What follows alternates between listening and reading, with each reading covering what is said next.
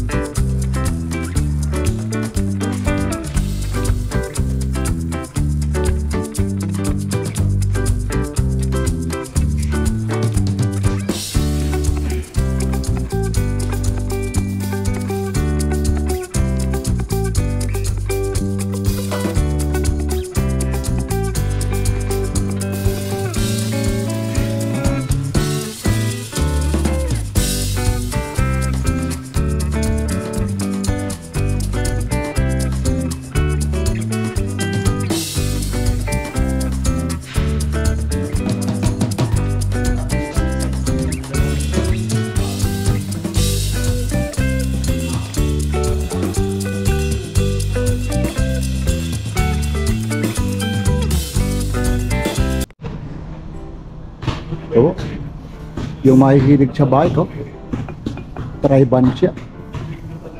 Tapos yung gulong niya, tri-band din.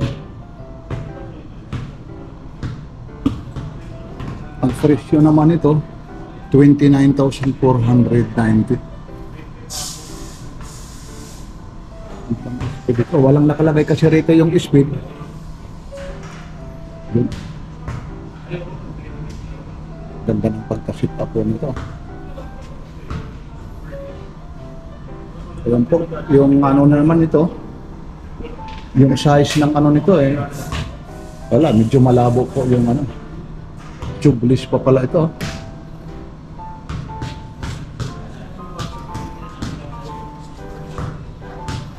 Yan, ito na yung mga request sa akin, yung naghahanap ng mga bisikleta na talagang sulit na sulit. Tapos meron din dito, ito naman medyo affordable price naman ito.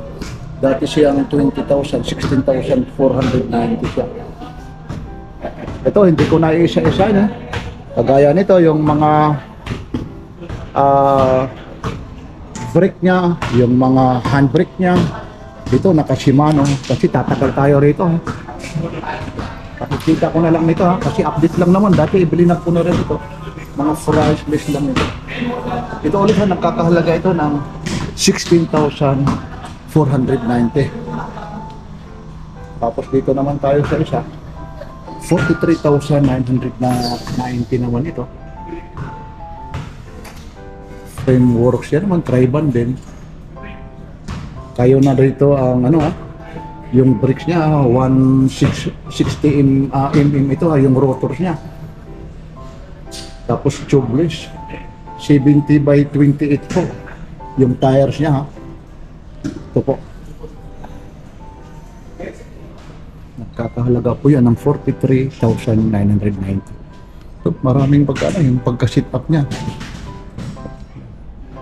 Tapos yung pinaka-gear ano niya, pag re-release ng change gear niya, tatak niya sinama. Tapos gusto niya rito tubig, o kaya yung iba nga ginagawang lagayan ng tools hindi na tubig mga importante kasi waterproof nga, may mga document dito na nilalagay, hindi na tubig. Ito rin pagkaparehas din ito, yung pag-sit up lang kakaiba lang, nasa inyo lang. Dito naman inilagay yung lagayan ng mga tools kung ano man ang ilalagay nyo. Tapos mayroon dito. Ito na yung ano, kalain mo yan, 8.8 kilos. 72,490. 490. Van riser naman siya. Van riser ito.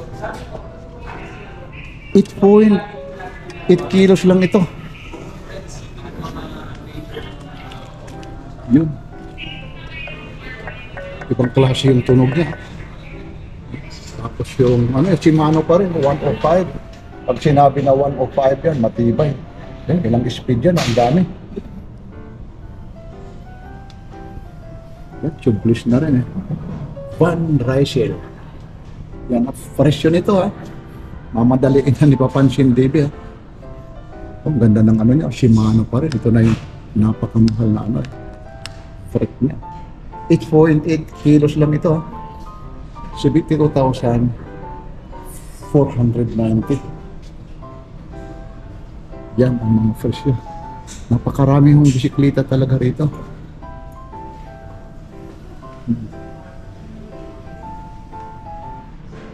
Ito yung pang naman, pang mga pangbabae po.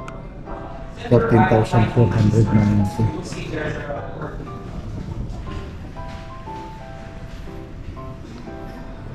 Fresh talaga.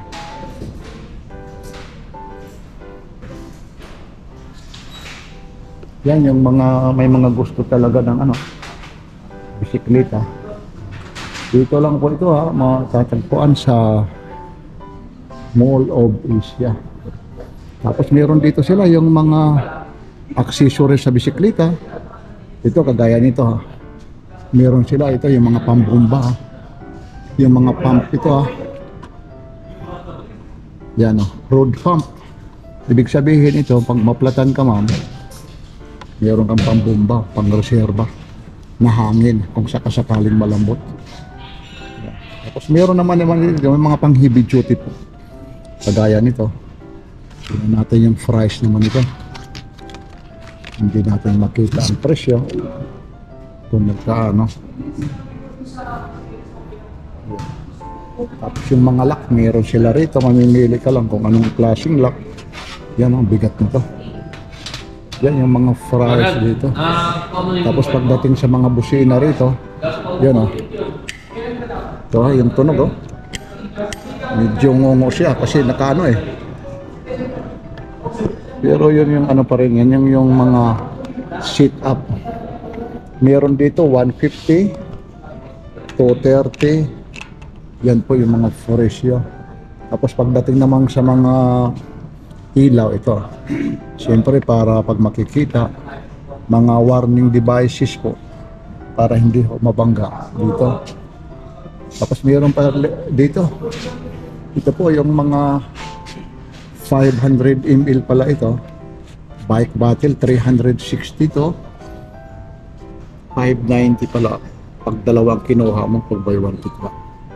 Tapos yun yung mga lagayan ng mineral water o kaya ito na kagaya ng mga bottle, bike bottle po. Tapos ito naman yung medyo nakaano sa kanila, nakabukod dito. Ito raw yung medyo murang presyo ito, pero sa halagang rin 12,990. Adjustable yung mababa siya. Adjustable yung upuan niya. Isti 500 po.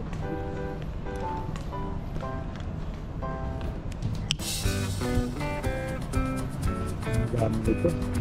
Meron pala rito, ayun workshop, cycling services, bearing. Pag mag-change ng bearing, 100. Ay, marami, ayun tingnan, basahin nyo na lang kasi pag binasa natin, bawat napahaba po yung oras na. Yan lang po yung may mga gusto rito ng mga bisikleta.